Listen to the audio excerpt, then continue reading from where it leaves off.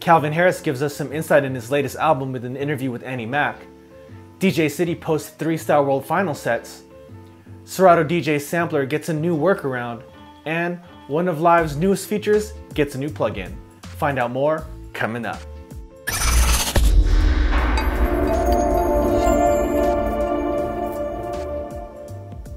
Thank you for watching PDot TV, where you'll find tips, tricks, and tutorials for DJs and music performers. Now let's get into the video.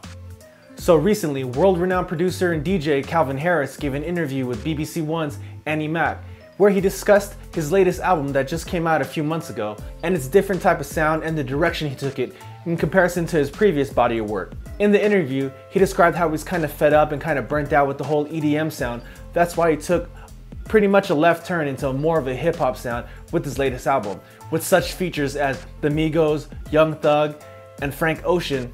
Calvin Harris really took his sound in a different direction, and it turned out to be quite a hit over the last few months. With hits such as Slide and Feels, it seems like the direction that Calvin went in was the correct one. It really separated him from the other EDM artists of the day.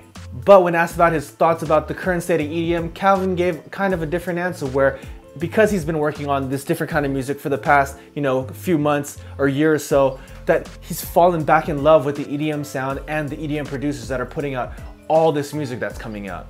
And that brings up a great point, where if you really stick with one type of music and just, stay in that lane for an extended period of time, you're more than certain gonna get burnt out of that. And it's always good to branch out. If you're, a creative that loves making music, try different styles. Maybe you're known for one thing and you do it really well, but eventually you're gonna get tired of it. So you might as well branch out and maybe find success somewhere else and doing something that's kind of outside of your box that, will actually revitalize maybe the love that you had with the first type of music you made. So for all my producers out there, my number one takeaway from this interview would be not just to stick with one style of music, but try everything.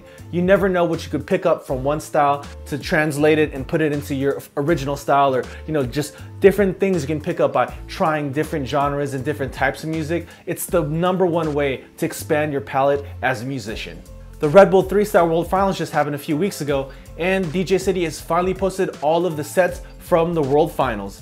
So if you want to take a look at all the finalists and make the judgment for yourself who you think should have won, now you get the chance. If you didn't see the original stream, just go ahead. I'll leave a link down below in the description to DJCity with the post with all the different sets, so you can go through and see how everybody did and make your own decision. Because I know in the past I might have not agreed with the judges. This year I think our current champion did a really good job, not just taking bits and pieces of things that worked in the past, but really had his own style and really went about it in an original and fluid and cohesive kind of way. So props to him. But I encourage everyone that loves watching DJ sets, especially great DJ sets, to check it out and make the decision for yourself.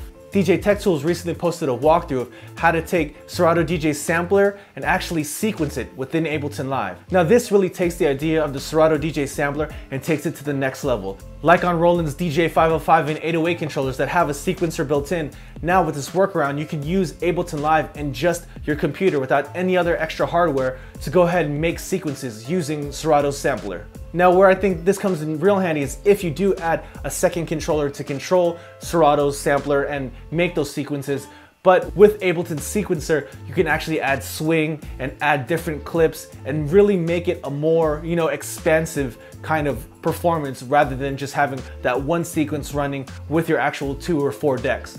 So if you have Ableton Live and you have Serato DJ and you want to take your DJing from just, playing a couple records to actually adding another element of performance, definitely check out this tutorial. Again, I'll link it down below for you to check out. And finally, after Ableton Live 10 finally coming out after months of anticipation, we're seeing the first slew of new plugins that utilize Ableton Live 10's newest features. And first of all, the biggest chunk of these new features have to come from the new Max for Live 10. And with this, they added the ability to have multi-channel audio going in and going out of Max for Live plugins. So the first one that we've seen pop up is this new multi-analyzer. And the best part is that it's free. Now what this lets you do is take different channels of audio on the input and analyze them all together and compare them to one another, so you can see where you have to make adjustments in the mix, or if you're really tightening a mix down. It's really nice to see different channels of audio represented all on different waveforms at once, where this isn't a plugin that usually comes with Ableton Live. Because of the new features of Max for Live 10, things like this are now possible. And this is just the tip of the iceberg.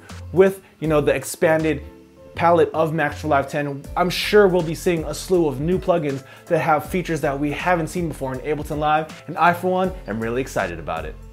So that's it for the news this week. So question of the day, who do you think won Red Bull 3Style? Go leave that down in the comments below. I'd love to hear what you guys have to say. And as always, if you found this video useful, please go ahead and give it a thumbs up. And if you haven't already, go ahead and click right here to subscribe to this channel. Or if you'd like to watch more content, go ahead and click on that video right there. And thank you for watching PDot TV, where you'll find tips, tricks, and tutorials for DJs and music performers. See you next time.